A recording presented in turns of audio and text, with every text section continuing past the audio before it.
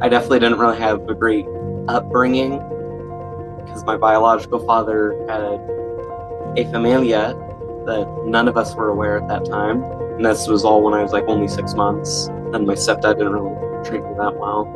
I was just a pretty normal girl. I was maybe at least around 6 or 5 when I kind of started noting that, like, I just felt some dissatisfaction with living and being a man. And I was wondering, like, what would it be like if I was born a woman and and I had interest in more feminine things like makeup, dolls. But for the longest time, I repressed it. I just didn't know how to express it at the time. And also, my stepdad's side of the family is very conservative, so they would most definitely not let that fly for 1 second. And so I just kind of repressed it until about a year ago. I started exploring myself a bit more. I started doing things that, like, I had wanted to do for such a long time. And I just felt like this makes me happy, like living as more as a woman. This makes me feel a lot more happier than me living as a man. Close to the end of track and field last year is when I came to realization it's the equivalent of like a dam taking so much pressure and eventually it just breaks. Like, I eventually just accepted that, like, there's no point in living in an illusion where I'm a man. Like, there's no point in doing that because it's not making me happy. It's not who I want to be. Me living myself as a woman is the most authentic and best feeling for me. I know this is who I am internally, despite whatever the hell my chromosomes or whatever will say. So during freshman year in PE class, at times we had to do a lap around the track. And I was usually one of the fastest that completed it. And even during the days where it was like a workout day, where we had to like actually run hard, I would still do pretty well. So the teachers took note of that.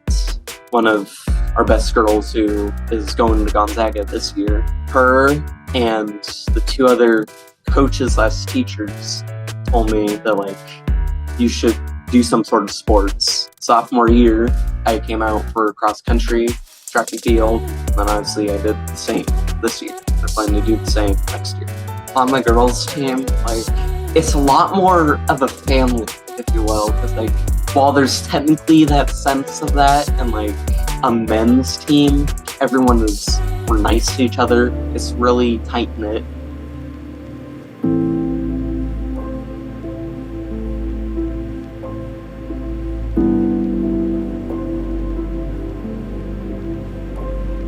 Wouldn't say it was as tough as the extent I got at state, but it was still pretty tough. People coming up to me, saying, you should be running on the boys' team, or stuff like, you're not a girl. Like, I even had this one entire incident where this man was harassing me, even after he was told explicitly to stop. He still kept going at it.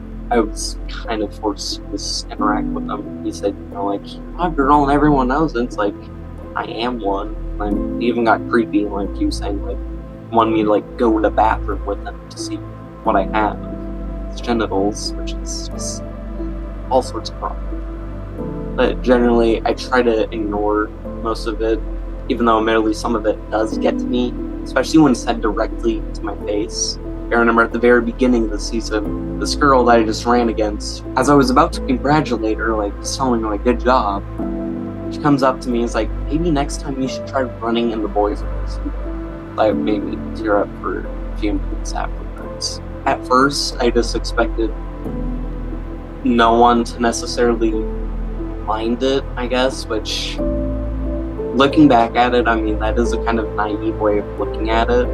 But at the same time, I'm like, there's so many runners, like, I would definitely say it takes a very special kind of person to just zero laser focus on the trans woman that's running. Like, the people that say, you only transition to a man. Me winning medal, that thought never came into my head. So when people say that, I'm just like, why do you believe that? Because, I've seen it on, like, forums and whatnot, people say, like, he placed 164th out of 174 athletes in boys cross country. It's like, what connection are you trying to make here? My placement on the boys team has nothing to do with my placement on the girls team. I never joined, dominate sports. I never transitioned to, all this weird, plot that, conservatives like to think that I transitioned as being my authentic self. And if you, for some reason, genuinely believe I transitioned to win medals, I mean, you're free to think that. Listen, the rules are laid out. I'm following by them.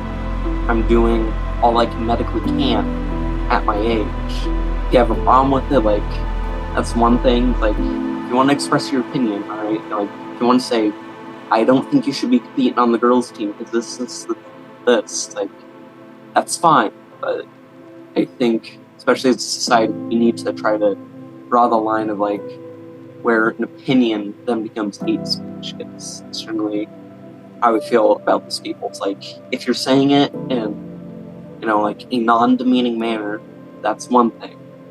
But if you're going out of your way to demean me, to dehumanize me, to shame me, that's just hate speech. But I would definitely say state was at its most extreme. The girls I ran against, they didn't acknowledge me. Like, on the awards podium, they basically acted like it was a phantom. They're like sitting there with their hands back as my name was announced, and the air, it was very silent, especially on like the stands that were right in front of me. They were really silent. Someone's shout was like, "She's not a girl." The part of what at least somewhat lightened the mood is when one of the parents of one of our teammates shouted, "Let's go, Veronica." So, like, I give a thumbs up. And some people were also clapping, and, like, weren't too many people, but there were a few. I just never really expected this to happen. Like, even as much as, like, you tell yourself, your coaches, your athletic director tell you, like, hey, there might be a situation right now. Like, they even had police make sure people were orderly. It's like I'm on the big stage, but instead of congratulatory, comments, actions, especially considering it's like I've done nothing wrong, and just to get this, it's just like it hurts. It's just like, what have I ever done to deserve this?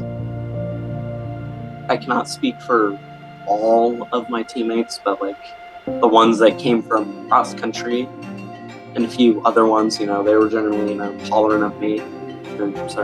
They supported me. Others, they were just tolerant of me. Like, yeah, she's here. It's whatever. No, but everyone else, it's like, hey, we're fine with you being on the team. You belong on the team. My coaches have also reiterated the same sentiment as well. It's like, you belong on this team. You belong to compete. If someone has a problem with it, and that's whatever. I really enjoyed the team. I love my ladies. We're all very friendly towards each other. It's a really nice environment. And so this kind of helps just keep me at peace. Weeks ago, I actually got a letter from a person in Seattle that wrote a letter in support and said, it's heartbreaking at what you have to face here at state. I hope you have a great cross-country season and track and field. I really appreciate the support. I'm just glad we can agree, like, I should be allowed to compete. I should be allowed to have the same opportunity as my cis biological counterparts. I don't think words can necessarily express gratitude for that. Being transgender, just in general, is already kind of a little tough, but especially in like athletics, especially like support from like even people that don't know me, it's really flattering. Given the situation, I'm also kind of running it to, hopefully maybe spread the message of that we're real, we're valid, we belong in sports. Like, that's borderline end of discussion. I don't want any ands, ifs, buts, whats, whatever.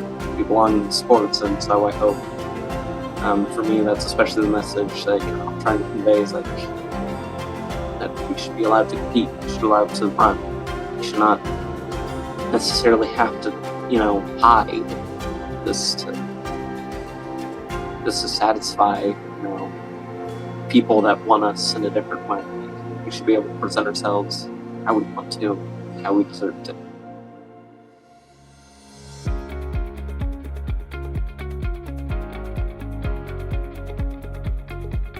Well, also a way to get out of the house. It's also a way for me to kind of be physically in shape, because for my future careers, I'm wanting to be military police officer in the Army National Guard, and I'm also going to be an EMT or a firefighter.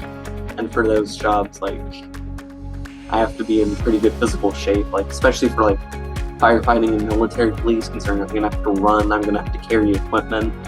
One of the coaches has told me, Veronica, you're a giver, not a taker. And I think that's one of the traits I like about you.